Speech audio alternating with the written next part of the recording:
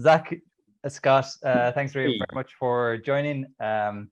We'll dive straight into it. Would love to hear a little bit before we get into a bunch of the technical questions I have around audio, all the cool things you can do with audio generation. Would love to maybe hear a little bit quickly on how Harmonai came into being. You know, how you two started to collaborate. You know, how many years in the project, how long it's been going. Yeah. So a bit of background. I got into the AI, text to image space through Disco Diffusion, through the OpenAI Glide notebook. Basically, I was proficient in Python, but not really doing a whole lot of AI stuff. And basically dove into the code in the notebooks, saw what I could tinker around with, and figured out how to make some changes and actually get stuff going there.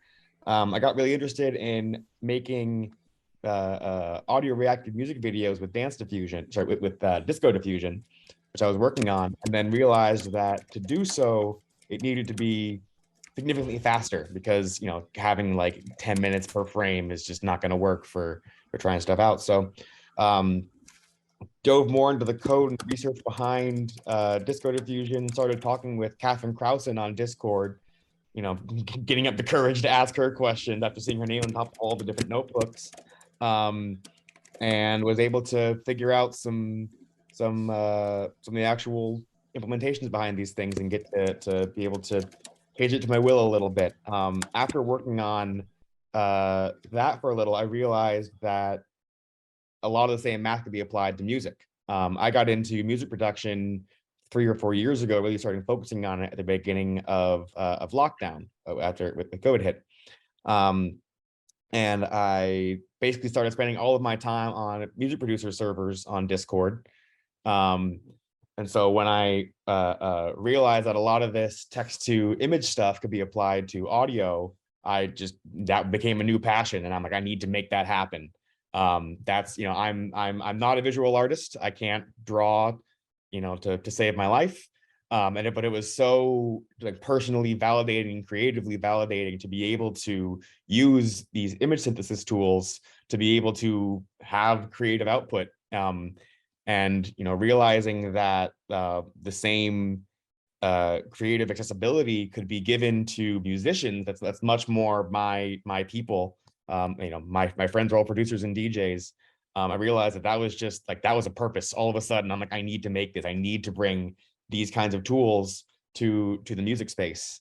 So basically, I talked with Catherine, asked her if she'd done any audio diffusion stuff. She sent me some examples she had trying it on speech, and it was like, oh, it kind of worked, but it doesn't actually make coherent speech. So she was saying it's a failure. It was kind of like coming out sounding like The Sims, right? Kind of garbled speech. And I was like, no, that's the best sound design tool ever. You're just not using it on the right things here. So I'm like, okay, I have that training code. I'll turn it up to high resolution, 48K. I need to be high resolution stereo. So much machine learning audio stuff is, 16K mono, which works for speech and piano music, but I'm trying to do, modern EDM. You need high resolution, you need stereo. So basically taking that same code, applying it to audio, and taking some of the other image diffusion code and learning enough PyTorch and enough of the math behind it to change 2D to 1D in the right places. And applying some of my knowledge from music production and really just throwing stuff at the GPUs and seeing what sticks. I was able to get something going with that. And I was really just inspired by the whole open source AI movement and wanted to just be part of it. I worked at Microsoft for 7 years before this, doing some front end design.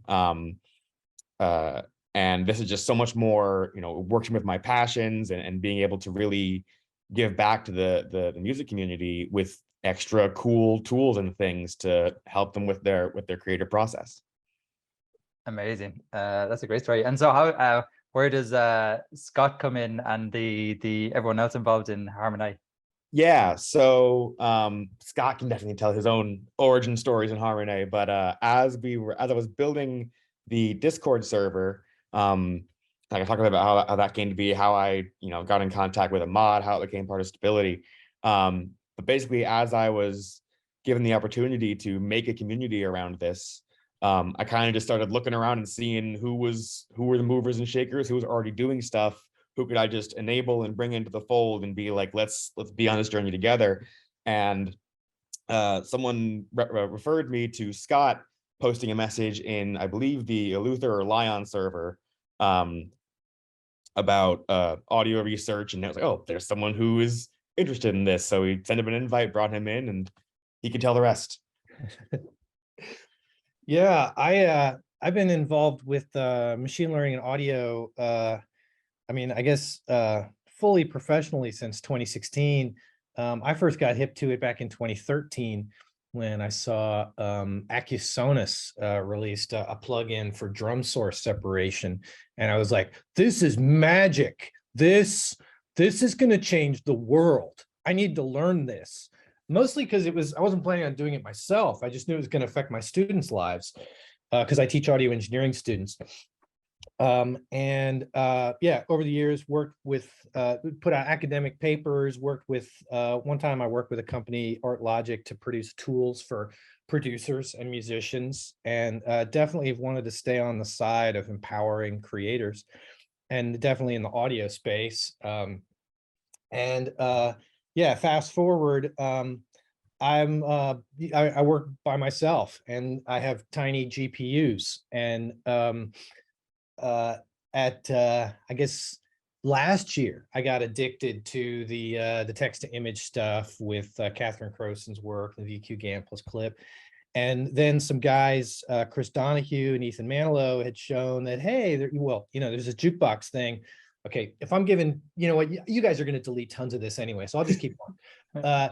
They'd show that, hey, there's this jukebox thing, and if you pull apart what's inside of jukebox, you can do it's semantically interesting information. I was like, yeah, that's the ticket. That's what I want to do.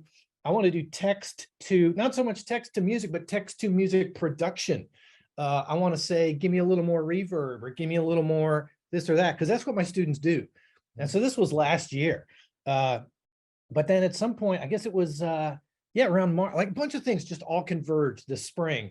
And Stella and Catherine and them put out their paper on VQ GAN plus clip finally, like a year after so many of us were already into it. I was never doing the disco diffusion thing, by the way. I'm definitely a latecomer on the diffusion, and pretty much your diffusion stuff, you will be talking to Zach today. But I wrote to them and said, hey, if you guys ever want to do audio, I have ideas. And as I was talking to Stella, somebody else from Stella's involved with the Luther.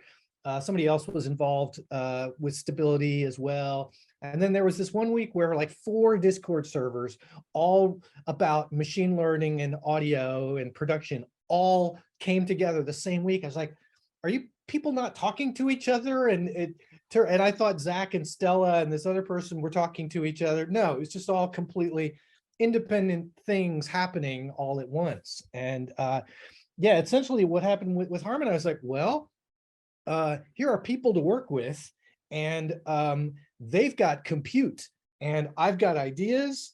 And actually at the time I thought I was going to have access to more data, which I'm still working on that. I'm working on consensual data with explicit consent. We'll get to that, later. But yeah, it kind of turned out. And then a lot of it worked out where, especially for me and Zach, I kind of realized, the way for me to really get up to speed on a lot of this is in helping Zach doing what he's doing. I will be training myself to get up to speed so that I can do what I really want to do in addition to all that. So it usually works out that, we can fulfill multiple projects and multiple goals kind of simultaneously. Amazing. Match made in heaven. I guess the kind of most like mature project you have going at the moment would be Dance Diffusion. Would love to hear a little bit more about that, and I think we'll leave some notes for people that they can like read up on more in like the basics of like diffusion. But maybe in like if you wanted to give 30 seconds of like how diffusion works, and then specifically like what are the nuances involved in like doing it for audio, would love to hear. Yeah. So at a very basic level, because it gets into very high level math very quickly, you give the model noise and it makes it not noise in the form of whatever it has seen. That's unconditional diffusion. So dance diffusion is an unconditional diffusion model compared to things like stable diffusion, which is conditioned on text. The reason I'm starting with an unconditional diffusion model is that's kind of what started the whole image diffusion frenzy, was the unconditional ImageNet model released by OpenAI. People being able to take that unconditional model, which just makes something, it learns about some distribution of data and can turn noise into that.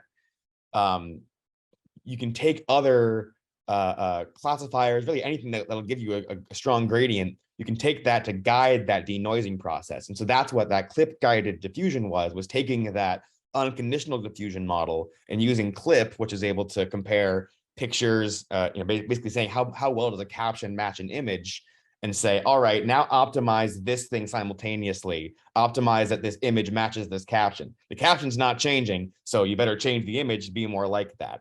In terms of audio, because I'm a music producer, I think of like sidechain compression and sidechain effects, where one thing is affecting the other from this kind of separate thing. So I think of, I like to call disco diffusion and stable diffusion a denoiser with a text input sidechain. And putting it in that context, because that text input thing is really, it could be anything, like arbitrarily, anything that can get you a gradient to say, make this better, anything to optimize at the same time. Putting out an unconditional diffusion model allows that space of research to happen. So all of that guidance, people can find different things.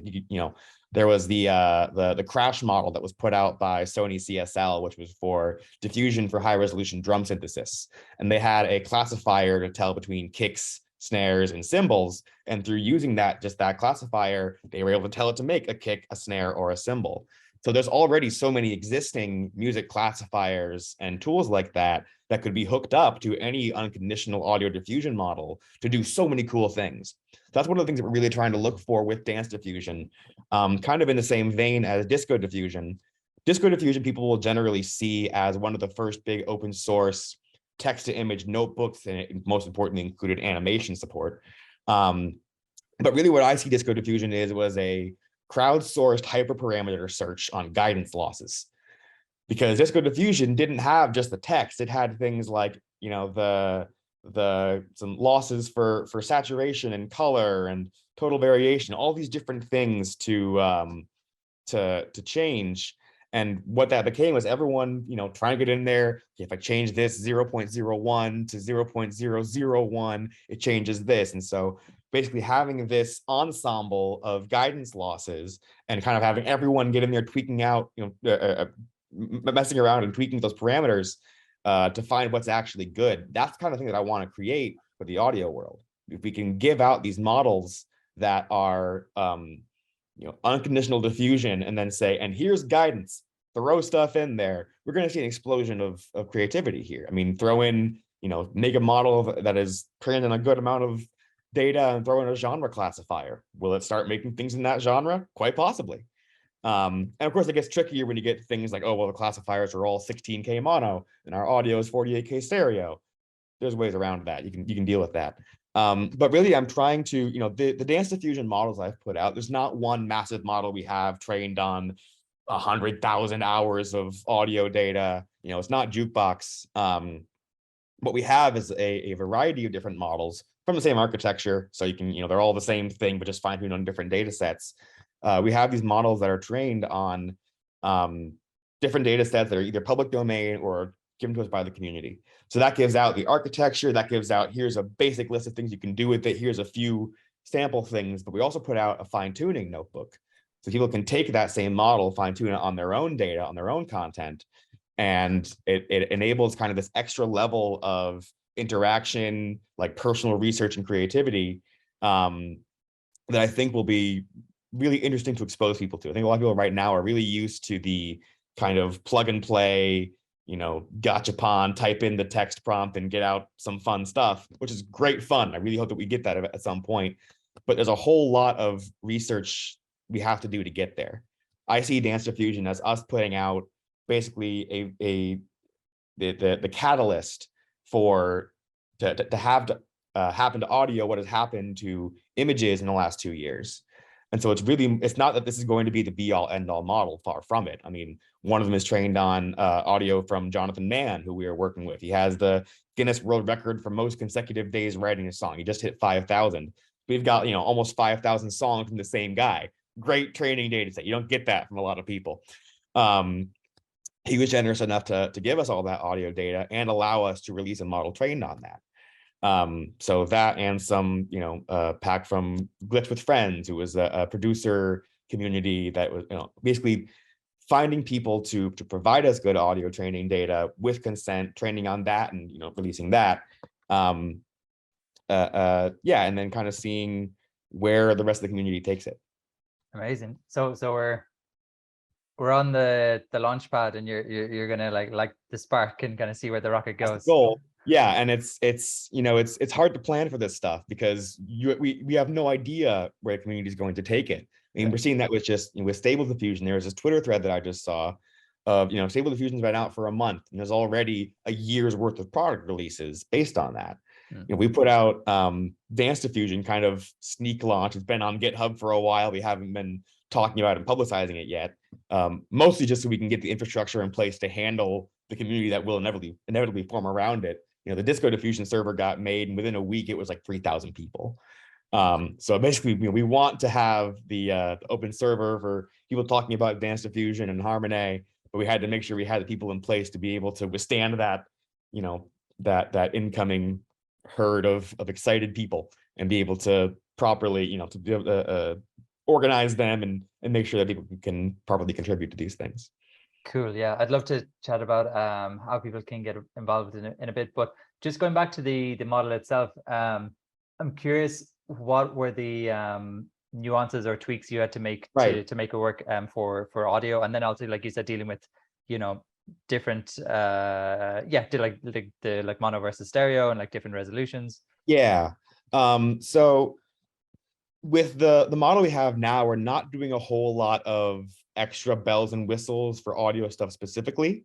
That is, I'm a bit of an unsupervised learning purist when it comes to audio, where a lot of audio stuff, they'll do, Mel spectrograms or MFCCs, throwing out phase data, which, as someone who, makes psytrance plucks and drums, is absurd to me that phase would be thrown out as, throwing out the baby with the bathwater there.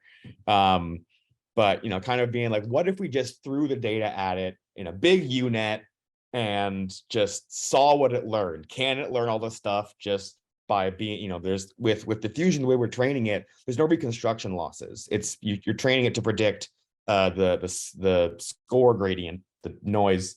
And so it's basically like almost like a data agnostic objective. And so I was really curious to see how good can we get if we don't do things like turning it into an SDF, doing STFTs on it, which definitely would simplify it. But I'm like, all right, let's push the boundaries here. So basically, we haven't done that much other than changing 2D to 1D, adding more layers, and figuring out what size of and sample rate and data you want to throw in there. So that's kind of one of it's simple, but it's just powerful and big. One of the downsides of that is, with audio versus image data, you get differences in how the different frequency ranges are interpreted. So as humans, we hear sound logarithmically in terms of frequency, and with music, things like hi-hats might be only at 18K and above, which also means if you downsample it, you lose the instrument. And so with our model, we are seeing that it will reconstruct the low end better than the high end. It's really common in audio models, just because, like, if it's loud and low, it's really easy for it to find that you've got these big sine waves. You can totally, get a little bit of error on there, and it's still just fine. You get a little bit of error on the high end, just blows it all out of proportion. So there are some things that we've seen, like diffusion models that have an STFT as a backbone to get the complex STFT, the frequency and phase information, and work in that space, which adds an implicit bias to, basically have the model understand there is a band split here. There are different frequency ranges. They all matter kind of equally in their own proportions. But we've been pretty I've been kind of enjoying just the naive model way of being like, here's a bunch of data, figure out what I just showed you, make me things like that. I'll make you big enough where you can do that. I've only been in the machine learning world. Like, actually, I started training models with my first audio diffusion model back in March. And so it's kind of a nice ease in to be like, this first one's going to be pretty easy. Make the numbers big, make it so you don't run out of memory, throw a bunch of data at it, it'll learn what you show it. I'm like, cool, sounds good. So, did that over and over again, watching my weights and biases reports daily. And just waiting for it to get better. And we had some spectrograms in there that Scott made some utilities for. It's been, Scott's been fantastic at making a bunch of extra utilities to get the visualizations and stuff working with weights and biases and these 3D embeddings of our 3D plots of our embeddings. Basically, when you're training these models, it's good to kind of watch the harmonics go from the bottom. Oh, it's learning more, it's learning the middle, now it's learning the high end. I was actually curious about the 3D point clouds you were visualizing of your embeddings, and like what would you get out of that? Because often embeddings are very amorphous and hard to interpret. I will let Scott answer that because he made them. Yeah. Right now we're not, and I'm not sure how much I want to be quoted in publication on this. So watch the language on this. Right now it's still, I'm going to be deliberately very careful. Right now it's still an open area of research. What the structure of these embeddings, what constitutes a good structure for the embeddings. Really right now we're using it as, it's a diagnostic tool. Like, are the values at least reasonable values? Like, they're not exploding, they're not all going to zero. Do we get different kinds of, are different sounds ending up in different parts of the embedding space? That's usually a good thing. Like, if we just have a amorphous ball of everything, then maybe that's not doing, because one of the, at least what I want to do at some point, I mentioned I want to use these embeddings for interesting stuff. And so how interesting are they just in the process of training this? So, and then also, since we're building like the diffusion model, at least some of our models will take those embeddings and then do diffusion from that. So it'll generate the audio from the embeddings. So we want to be able to compare, what is our system doing, not just on the final output, but can we see inside?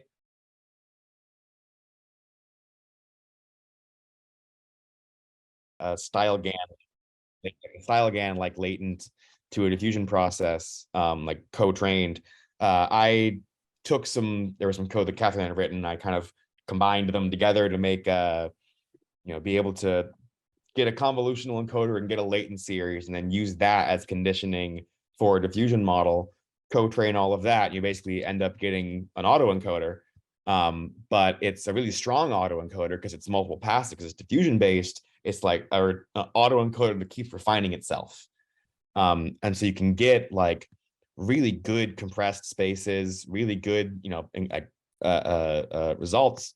And it just works differently. And I've been trying to train like a sound stream replication or other kind, array of models, and being able to have an iterative autoencoder, you kind of, it gives different kinds of artifacts, as opposed to giving maybe some of the, downsampling artifacts or the horrible hum of some autoencoders. It kind of like just gives a bit more of a noisy high end, almost a bit more natural. And also, because it's diffusion, you can make a giant diffusion model as a decoder and like really, just have it learn a whole bunch of stuff. So that's been a really interesting kind of research there. And also how we get those embedding clouds, being able to see, you get your embedding starting out and, oh, it's all just noisy. And then kind of over time, you start seeing it clustering. You see the different, I'll have like a batch of 16 go through, and you'll see, oh, they're all kind of organizing themselves. And hey, you can kind of see, this one's a wider embedding cloud, and that audio is more stereo. So maybe that's what it's learning, that you get a little bit of a like kind of intuition and on the interpretability of the embeddings there. And then also having an autoencoder like that lets you do latent diffusion, So that gives us that embedding space that we can then diffuse in that space and diffuse much longer sequences and basically increase the power of the diffusion models by stacking the diffusion in the autoencoder space. That sounds insane. I love it. I would love to. So you touched on it earlier, and Scott did also, the data that you're training these models on. Curious, just the variety of like audio and like music styles you've trained on, and then also you mentioned it earlier, but are there issues around copyright and kind of what do you think the like reception will be from musicians and artists once this is released? So a lot of our internal training data, I've got a lot of electronic music that I've been testing stuff out on because it tends to be full spectrum, high resolution, stereo, extra stuff going on at the high end and the low. It really good to test out. There's a whole range of distorted signals. Going on just training on piano music, it ends up being a little bit easier to do some sort of thing because it's all piano. When you work in a bunch of dubstep, it's every distortion possible under the sun. And so that kind of gives you kind of a hard mode of things like this. I haven't released anything with that data because they have to do a lot more evaluation around memorization and overfitting. Just because I don't want to put out a model that is going to be trained on a bunch of copyrighted data and spit it back out. That would be bad from a copyright perspective. That would be bad legally. That would be bad science. That wouldn't be a very good model if it's overfitting memorizing things. So because we don't have a full suite right now to be able to like really tell this thing has not memorized anything, and because these models can be susceptible to memorization, I haven't released any models trained on copyrighted data that I would be concerned about. That is going to continue to be true for us until we figure out how to not step on that landmine. That's basically one of the really big things that's held back music machine learning, is just music copyright is something you don't want to go up against. That's what brought down Napster. That's what brought down all the fun things in music. They blow up. They're really cool, and then the RIAA, whoever comes in and is like, nope, you aren't doing that. So I hope for a long and prosperous future for Harmonai and our products. And so I want to make sure we fully understand the implications of training on and releasing uncopyrighted data before doing so. In terms of the artist reactions to it, I'm talking with a lot of producers, and I show them these tools and they are blown away by it. They love it. Because I'm making these tools that right now, because we're working on high resolution audio, the diffusion models we have out there will only make about 1.5 to 3 seconds of audio at a time. So that's not very good if you want to make a full song, right? Having 3 seconds of a song, okay, cool. We got half of a line of a verse and it sounded kind of like a person. But now throw in drums, throw in loops, throw in little clips, all of a sudden it becomes, heaven for someone who uses sampling. Train it on a bunch of, we have a model train on a bunch of old records, like old ballroom dance music and like songs from the 30s and 40s. And I got a friend who makes hip hop, and I gave him that model, and he was able to just keep running that and get samples out of that, and use those in his tracks. And so that kind of it gives this extra level of sampling. And so I'm basically making tools that are more useful to producers first, as opposed to here is a thing that can make a beautiful song and oh no, artists are threatened. Not really. Artists are much more empowered by these tools first because they can use them. You still have to have composition. You still have to have taste. You still have to, they're not well mixed. They're going to be a little bit noisy. Can you use that? And so it really, when I've talked to artists about this, producers about this, they love it. It kind of helps that, well, the easier thing to do right now is make a sample generator, not a song generator. So it's like, okay, you kind of get a win-win there of like, it's really useful for the artists. They can train it on their own stuff, and it's not going to be copying a full song. It can't. And then, eventually I would love to have a model that is trained on all known music, and we can say, give me 50% Bruno Mars, 50% Beethoven, whatever. That'd be great. That would be so fun to play around with for inspiration, for whatever, just to see what it would spit out. I mean, secretly, kind of do things like that with Jukebox. But of course, like as we're seeing, particularly with the AI art stuff, with the visual art, there's a lot of concerns around there. I don't want to get into that whole conversation now because boy is that sticky. But yeah, definitely, things like Holly Hearns and Matt Dryhurst's spawning platform, where they are putting together, opt-in and opt-out lists of artist content. What we're seeing from a lot of the artists we're talking to, when they hear what we're doing, they want to throw their data at us because they really want this to happen. And so I think that we can get enough data from, enthusiastically consenting artists and producers, things that we can clear to be legally scraped and trained on that are publicly available. And, any deals with people that own the data or whatever, getting it in through proper channels, we can get sufficiently high quality models out there where we don't have to train on things that end up being, damaging to anybody or concerning like that. And it's a constant conversation. It's a constant effort to find that balance between, it would be really cool to have this, and let's make sure we're not causing more problems. I mean, in the music industry, it's already very exploitative. It's already very much like everyone fighting for a few dollars. And so, my friends are all DJs and producers. I wouldn't want to take away their last chance of making money in this. If any, I want to empower all of them to have more ways to make more art, to make it, in new sounds and new things. And that's, I have skin in that game. That's my community. Scott, I think you thought there. Yeah, sorry, I accidentally opened my AirPods and it switched all my audio settings via Bluetooth. Also, if you know where to look, there do exist some high quality open source audio data sets that come with like a Creative Commons license. So like I was part of developing one a few years ago for a system called Signal Train. There's some folks from NYU that have released some things. It's not sufficient to train a LMM, a large music model, but essentially by aggregating stuff that people give us as people like Jonathan Mann and other friends of Zach, and then some of these open source data sets that have already been published and have already, have an explicit license of Creative Commons or something like that. We can actually we have terabytes of stuff that we can train on legally already, which is kind of, it's not the commercial stuff. Like, yeah, it doesn't know words, like it doesn't know how to do Taylor Swift or Bruno Mars. It doesn't know how to do that, but it does know some other things. And we're still. Sweet.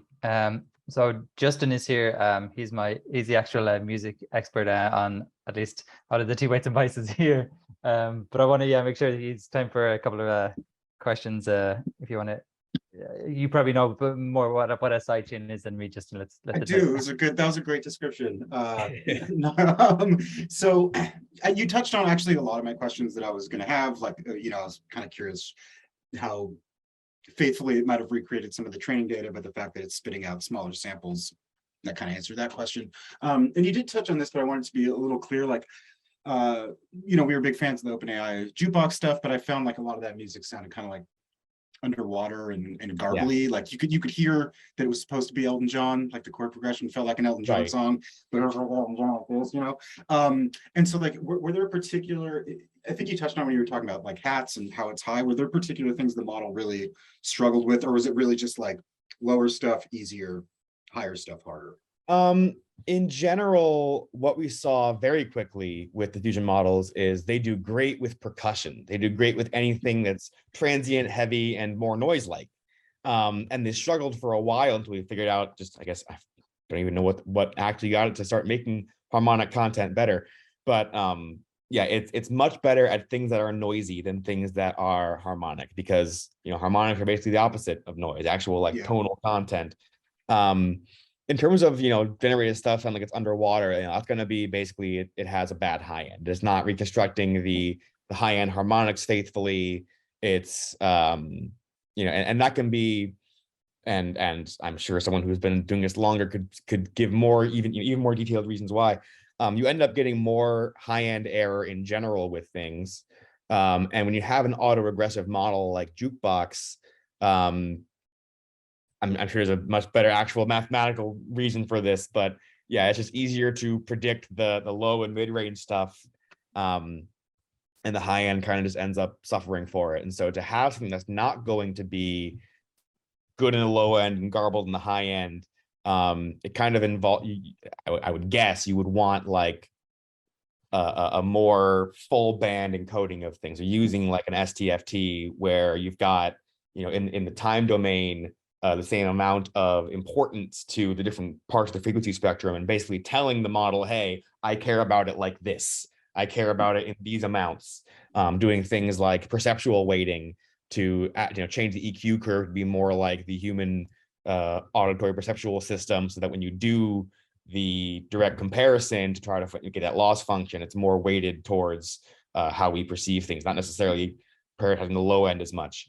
So a lot of that comes down to, I also think, maybe this is a hot take, I'm not sure, having that standard of quality, where it's like, will you release something that has a bad high end?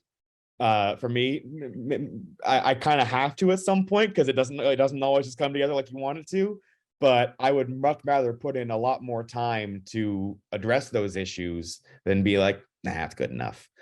I'm saying that now, I'm sure I'm going to put out something and be like, I couldn't figure it out. I couldn't do it. We don't have a good high end anymore. It's not good yet. But I mean, that's kind of one of the things that I'm trying to do with Harmonai, is have that high standard of quality. A bit more background. I was one of the production communities I was in was for the artist Kill the Noise, who was a very well-known dubstep producer, worked with Skrillex, lots of, been doing it for a long time. And I was I was kind of his Twitch co-host for a bit. And I was on his Twitch stream, and he was playing around with Jukebox and DDSP from Google Magenta. And, he's a dubstep producer. He can take anything and make it sound good, pretty much. He can, all the different effects to put on things to make it work. But messing with Jukebox and DDSP, the conclusion after a few hours was, this is cool. It's not quite ready for prime time. It's not quite good enough for me to actually use it in my songs. And so coming into Harmonai, I have that bar of, I want to make things that are usable by producers.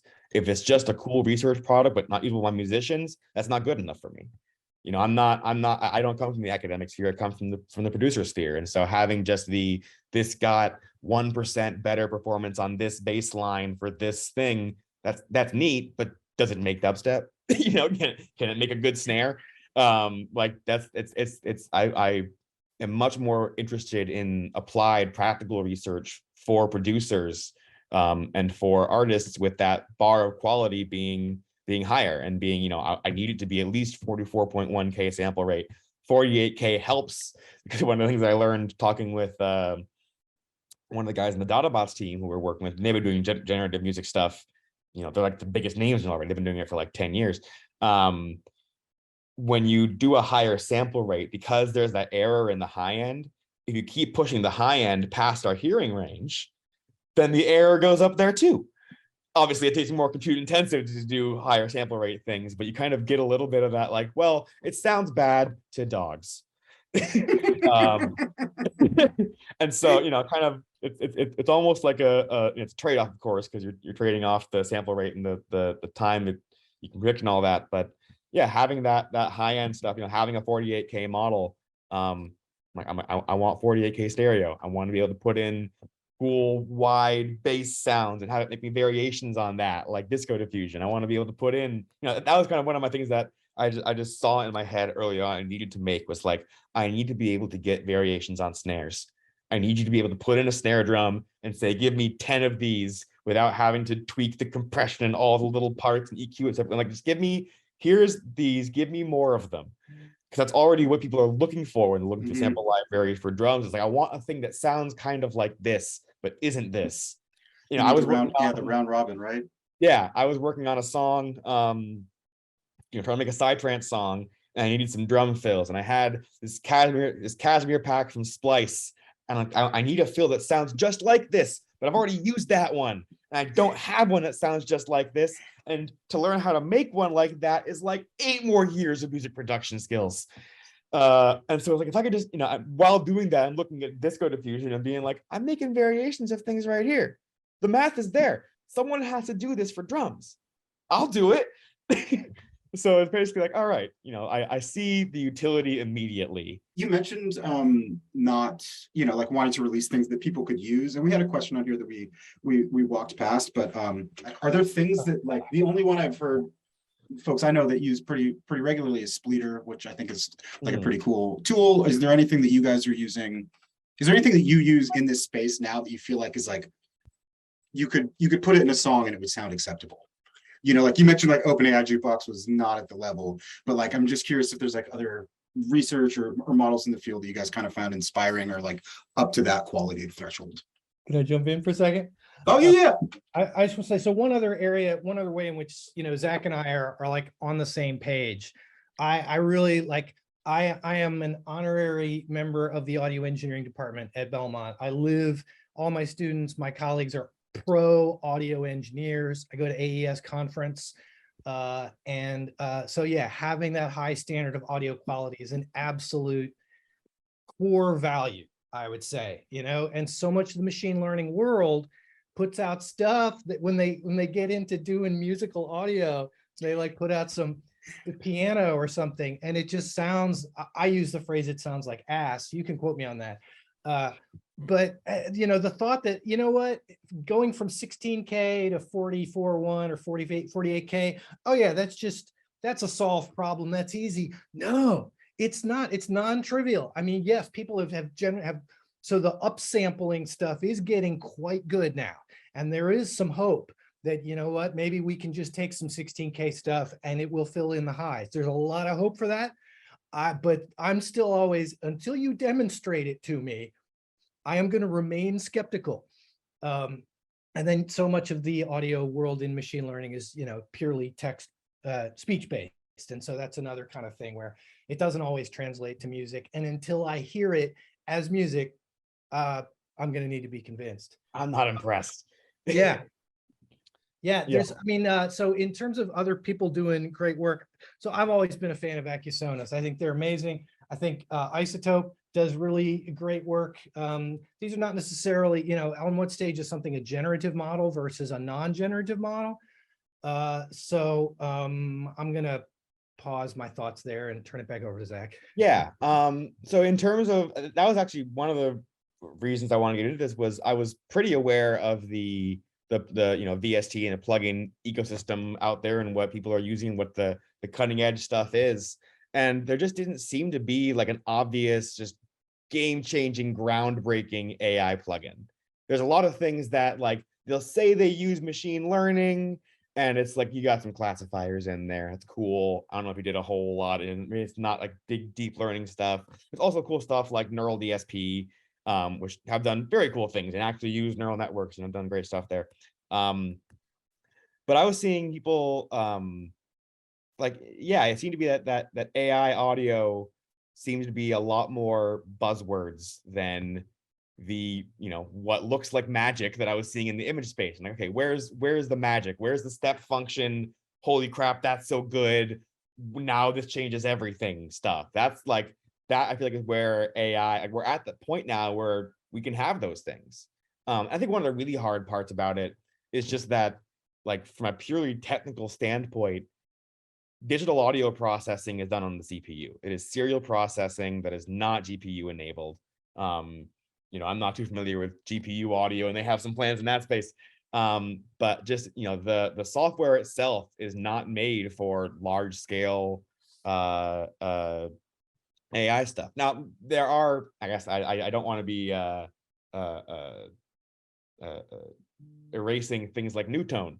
The new VST from Cosmo, it's basically a host for open source audio models made to run in the DAW. They got like Rave models in there. So there is some really cool stuff in that space. Not to say it's not possible. It takes a lot more optimization and much smaller models to be able to let it run real time, low latency in the software.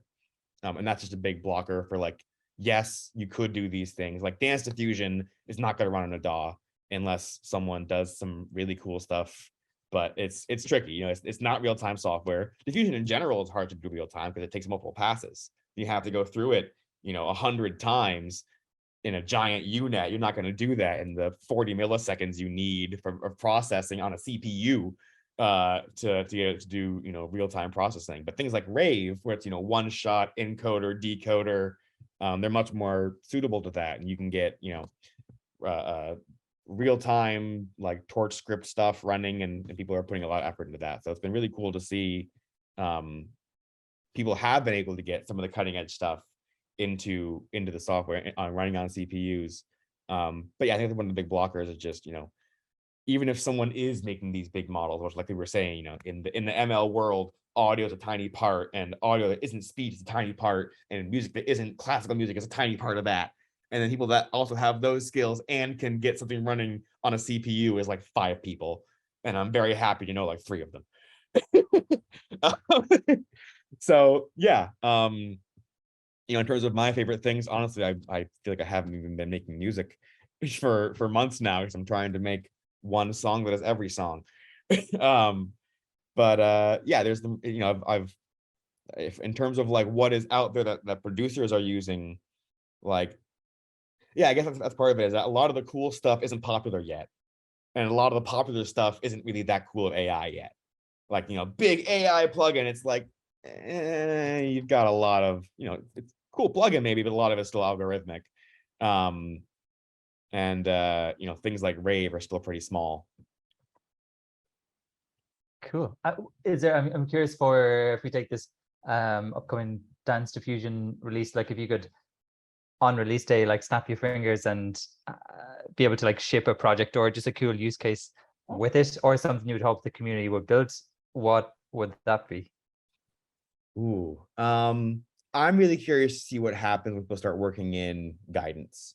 I think that there is just a whole world of, you know, people taking that was one of the cool things that I saw the most with Disco Diffusion and those libraries, was just someone working some other model that I hadn't heard of and be like, oh, you can just hook this up and it actually works great. So, you know, I want to see someone hook up like genre guidance to something, you know, train some model on more music, or even try it on, you know, because these guidance things can pull things out of distribution. You know, the first clip guided diffusion model was able to make things because clip knew about them, not because the model knew about them. If I can give it just like the model trained on Jonathan Mann's music, and I can give it, you know, a classifier to say, now make this pop country, and it makes him sing a different, like that'd be crazy to see all of a sudden, you know, oh crap, we can already do this, of like train this on some artist discography, pull in this other thing, and it will change their genre. I think there's a lot of things that just out of the box the model itself can do. So yeah, if it could just, like, in terms of what people will do, I mean, yeah, there's like Ethan Manilow's tag box repo he has that was using music taggers to guide jukebox. So that was more for source separation, not necessarily for genre things, but something like that. I'm just hooking up existing models to it and just kind of seeing what pipelines and combinations you can make. Speaking of pipelines, there was someone who took the jukebox code, and because Disco Diffusion, or because Dance Diffusion can kind of act as an upsampler, because if you take audio, noise it, and denoise it, it denoises it into high resolution audio space. They were able to take jukebox's level 2 outputs, which are the pre-upsampled outputs, but upsample it with Dance Diffusion. And so instead of taking, you know, 18 hours or whatever of that slow transformer to upsample it, they can hook it up to my model and make it sound like Jonathan Mann. Ooh, send me a link to that when you get a chance. Yeah, I'll get you a link to that in a second. But yeah, that was really cool. And that was from the jukebox community. So there's a jukebox Discord community, you know, it's run by Brockaloo, and then I remember stumbling upon that a couple of years back. Did not know about and I that. went and visited again a few weeks ago, and so they already had a channel for Harmonai. They already found Dance Diffusion. They were already playing with it, fine-tuning their own models, making the forks of the notebook, and I'm like, I love this community so much. Now that's the incredible thing here. It's like I can put in all of this work, and then I can just put it out, and it'll just get better. I could just sit back and watch it get better. I'm gonna be working on more things because I love that and I want to. But I'm just, you know, it's really nice to be able to. And you know, this is not a thing I was able to do in a closed company, you know, like Microsoft. Be able to, like, I want to make a cool thing. I don't have to figure out, okay, now I have to hide it and market it and make a thing around it and productize it and, you know, make sure no one else takes it. I can be like, here it is. Here's everything behind it. Who wants to make it better? Have fun. And people will. It's great. So yeah, it's you know, it's a very privileged position to be in, to work for Stability and to be able to do these things, make these open source models, and basically just, you know, get paid to try to make cool stuff. Yeah, it's amazing time we're living in with all this like open source ML going on. Yeah, it's a fun ride. Cool, lads. You've been super generous with your time, but I just have a couple of more quick questions. So first, where can people find Harmonai? Where can they get involved? So right now we are about to launch our open invite public server. It's called Harmonai Play. Hopefully, you know, that'll be in the next week or two. Hopefully when this goes out, we'll have the link for everyone to go into there. It's a Discord server. There's all our website is harmonai.org. There is currently a sign up list that will basically get you an invite to the Discord server, and soon that will turn into basically just a link to the server. So where are we is soon to be the Harmonai Play Discord server. That is our open community server to discuss Dance Diffusion and just AI ML stuff in general. We have a closed R&D server that we've been working with essentially, and it's, you know, I would love to have that be open and have everyone look at that, but trying to manage a work server and having the main community server is very tricky. And so we want to have some separation of our work and play, hence Harmonai Play. And you know, that's still going to be full of people doing the research and making new notebooks. So we'll figure out that split. That's where you'll be able to find us. Harmonai.org, not harmon.ai. That is a different organization. Yeah, and hopefully that will all be available quite soon. So do you want to on GitHub at the harmonai.org/sample-generator? That's the obviously there'll be a link. That is the repo for Dance Diffusion, and then there you'll find the inference notebook and the fine-tuning notebook. Brilliant. One last question. What's coming after Dance Diffusion? Can you drop any hints of what else you're working on? I also want to know. So essentially, Dance Diffusion was me taking code similar to Catherine Crowson's CC12M diffusion on which we actually powered the early versions of Midjourney and was, you know, very, very good stuff. It was kind of the step past disco diffusion. But we're already, it's been since I've started working on this, there's been a lot of advancements in diffusion. Things like the paper from NVIDIA, the elucidated design space of diffusion models paper, and this guy we found or saw on Twitter, Flavio Schneider, made this audio diffusion PyTorch repo that is like, this is everything that I would have made had I known what I wanted to make. And so we brought him in, we've gotten him, you know, we're working with him, and so basically is already a whole new code base of way better stuff to run these things on that we're, you know, still running more tests every day. I mean, I've got 3 running right now, all weights and biases. So yeah, basically better and more and faster. You know, we things like the diffusion autoencoders. Yeah, it's basically once we have something that is better and better and faster, then I will happily put that out. But still got to get I have there. a notebook that I'll probably release as well soon that's based on Zach's autoencoder work, where it kind of lets you play around with the audio embeddings and then listen to the results of those things. And the main reason I haven't released it yet is it's clunky and not friendly. And also I want to have a chance to discover some of the cool stuff myself. But I do want, I mean, Zach's philosophy of let's outsource a lot of this exploration to the open source community. You know, that's there's a little bit of tension as an academic. I am supposed to put out papers every now and then. But like a Harmonai philosophy, you know, under Zach's leadership is great in that we're so open. We'll talk to anybody, we'll share with anybody. We have people who are part of companies that are, you know, on our server, and because we're just so collaborative, and that's really cool.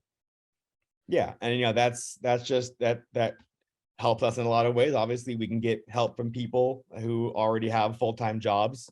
And I like to say, you know, I'm much more interested in collaboration than competition. I think we all win if you know, we get the cool stuff out there and being built upon. Also, you know, feel free to take some of this stuff, Scott, and write papers on it. I'm clearly not writing papers.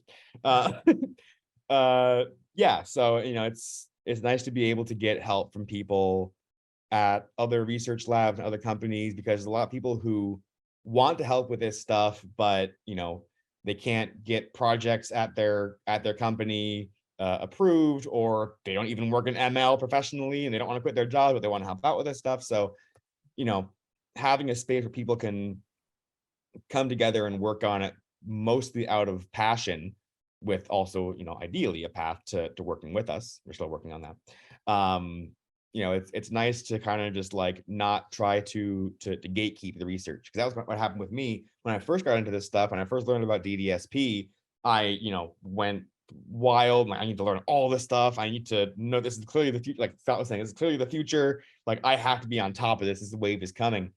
And I was looking around and I'm like, where is the community for this? This is actually part of why I started Harmonai. Was I was looking around, like, all right, so I had in these music producer communities, I know there's producer communities, you get in there and you can, you know, watch someone making music on Ableton and voice chat and ask questions and learn about things from them and have these challenges. Where is that for music ML? And there wasn't one. You know, there was Valerio Velardo's Sound of AI, which was cool, but more focused on things like classifiers and you know, more traditional music ML stuff. And then it was like Google Magenta, or, you know, Queen Mary University in London. And I'm like, I'm not going to go work for Google, and I'm not going to go move to London. So I guess it's just not for me. I guess I have to just not do this. And, you know, that was basically beginning of 2021. I had that realization. I'm like, I want to do this, but there's just nowhere I can do it. There's nowhere for me to go take part in this just as an individual researcher. And then that all changed with the notebook culture, with collab, with things like Disco Diffusion. And I'm like, all right, this is chance number 2. And while messing around with Disco Diffusion and being in the server there, I was talking with Gandamu, who's one of the other devs on Disco Diffusion. And he was like, hey, you're doing some like practical research. You should go talk with Ahmad. He is like giving out A100 compute people doing open source research. And I was like, research? I'm having fun. What? Oh yeah, I guess technically this is research, huh? So I, you know, happened upon him in some other conversation and ended up getting in contact with him, and basically said, you know, I want to do this stuff full time.